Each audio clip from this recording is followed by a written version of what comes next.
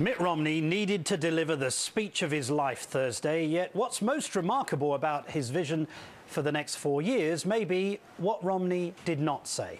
No remarks about Medicare, Social Security or immigration, nothing about Iraq, Afghanistan or Syria. Even his comments targeting female voters were mostly just a list of women with whom he shared office. And yes, let me repeat that. Part of his message to women was that he's worked with them. Even some conservatives are lambasting Romney for his decision to, in the words of Paul Ryan, duck the tough issues. Not a word about Afghanistan. We're fighting a war. 68,000 troops there, 240 some casualties this year in 2012, and the word isn't mentioned, Afghanistan. The word war isn't mentioned, and no tribute to the troops, to the young men and women who are fighting there. Joining us now from Washington is Democratic Congressman Ed Markey of Massachusetts. Good afternoon, sir. Good afternoon. I noticed something else about which Romney did not talk in any great detail, his time as governor of your very state. Why do you think that was?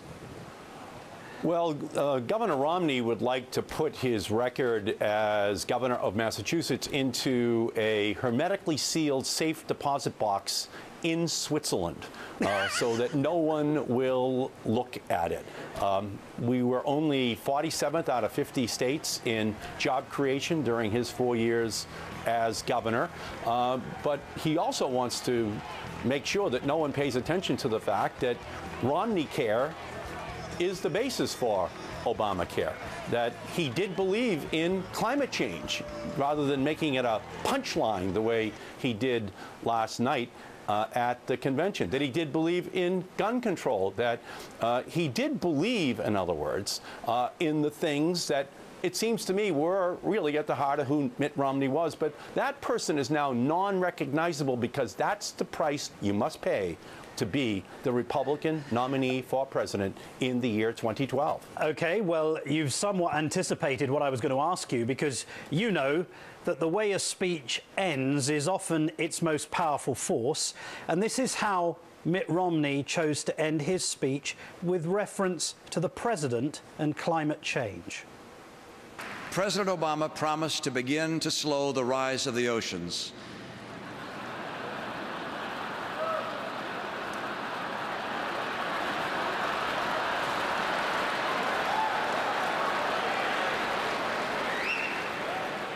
And to heal the planet. What was your reaction, sir, when you heard Mitt Romney using climate change for a cheap laugh like that? Well, again, it's just the opposite of what he was saying to people in Massachusetts just 6 years ago. He believed in it, and he was actually allocating state money for clean energy.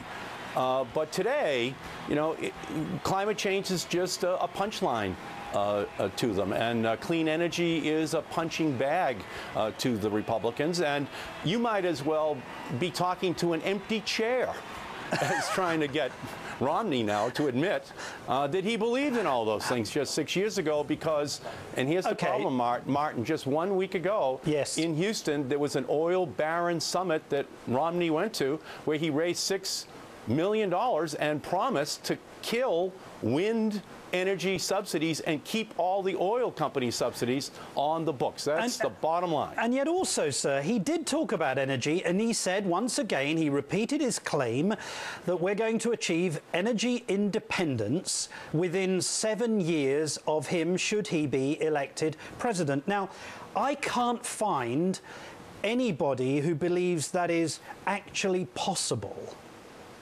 Well, here's the good news. On the day that Barack Obama was sworn in as president on January 20th, 2009, the United States was 57% dependent upon imported oil. Today, we're down to 45% dependence. Moreover, we're at an 18-year high in oil drilling and oil production in the United States, with records for wind, for solar, and for the fuel economy standards of the vehicles which we drive. What Romney has now announced is that he doesn't like increasing the efficiency of the vehicles which we drive in America, and he's going to take those rules off the books. And Paul Ryan, over the last 4 years, has voted over and over and over again to take those fuel economy standards off the books. That's 3 million barrels of oil per day that otherwise we have to import from the Persian Gulf. So the Romney plan, you know, here's the thing about Romney and the Republicans this week. They have an ability to harness voluminous amounts of information to defend knowingly erroneous premises. And the central erroneous premise here is that they can dramatically increase defense spending. They can cut taxes for the wealthy and balance the budget at the same time and not hurt grandma and her Medicare. And that's just patently false. But not only grandma, but they hurt clean energy, they hurt Pell Grants, they hurt our ability to fight global warming and the rise of the oceans, where we know that the icebergs are cracking off of Greenland, off of the Antarctic. The Arctic is now in its warmest state in history, and all of it now must be denied because no Republican can get elected president of the United States without denying the science of medicine, of climate, and that's unfortunately a tragic state for what was once a great party. Congressman Ed Markey, thank you so much for joining us, sir. Thank you. Next, a preview of the next big stop in 2012, Charlotte. Stay with us.